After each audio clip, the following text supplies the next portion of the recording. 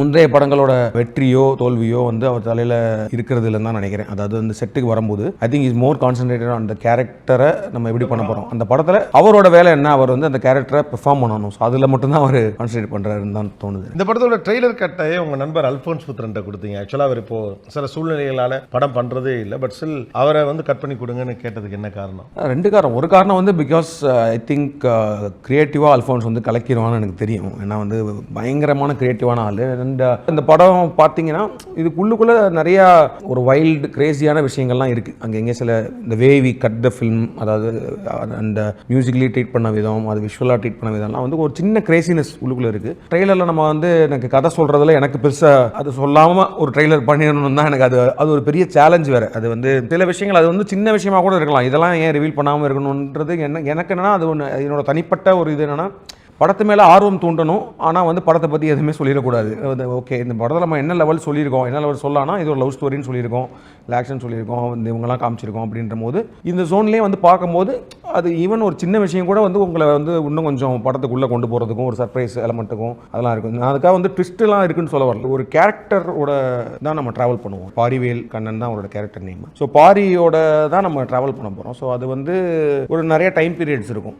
So இது எல்லாமே மேஜராக வந்து பார்த்தா நம்ம இப்போ அதிகமாக பார்க்குற அந்த ஒரு கெட்டப்ன்றது தான் வந்து படத்தோட மேஜர் இது இருக்கும். பட் ஆனால் கொஞ்சம் சீக்வன்சஸ் வந்து அவரோட ஒரு எங்கர் டைமில் அந்த மாதிரிலாம் ஒரு அந்த எவ்வளோ பெரிய கால வெளியே இந்த படம் சொல்லுது. கதை ஆரம்பிக்கும் போது அதான் சின்ன வயசில் அவரோட சின்ன வயசுலேருந்து ஆரம்பிக்குது அந்த கதை. அவரோட அப்போ சூர்யா வந்து பெரியவர் ஆகிற மாதிரியும் காட்சிகள் இருக்காங்க ட்ரெய்லரில், அப்படி எதுவும் தெரில. அந்த மாதிரி அது ஒரு சின்ன போர்ஷன் இருக்குது. சின்ன ஒரு போர்ஷன் ஆஃப் அவரோட ஒரு சைல்டுஹுட்டில் ஒரு சின்ன போர்ஷன் இருக்கும்.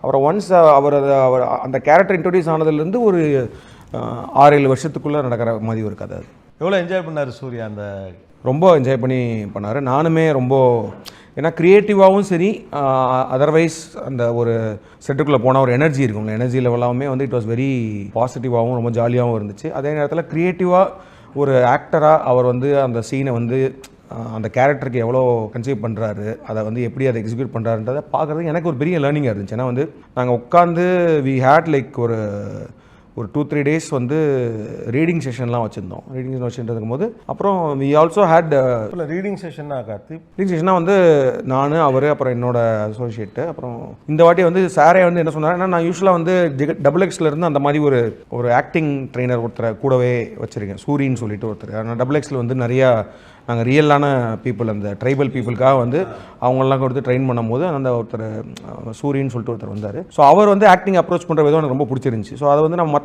ஆக்டர்ஸுக்குமே மற்ற கேரக்டர்ஸ்லாம் யூஸ் பண்ண XXலையும் யூஸ் பண்ணியிருந்தேன். இதுக்குமே வந்து மற்ற கேரக்டர்ஸ்க்கு ஜென்ரலாக ஒரு ஆக்டிங் அப்ரோச்சாக எப்படி இருக்கணுன்றது, ஏன்னா அவர் வந்து என்னோட ஸ்கிரிப்டை கரெக்டாக புரிஞ்சுப்பார்.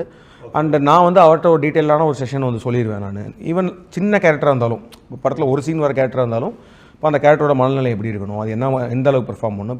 இப்போ ஆர்டிஸ்ட்டை ஃபிக்ஸ் பண்ணதுக்கப்புறம் இந்த ஆர்டிஸ்ட் வந்து எப்படிலாம் முன்னாடி பெர்ஃபார்ம் பண்ணியிருக்காங்க, அந்த எதெல்லாம் வரக்கூடாது, அவங்க இதுக்கு முன்னாடி பண்ணதில் ரெப்படேட்டிவாக எது இருக்கக்கூடாது.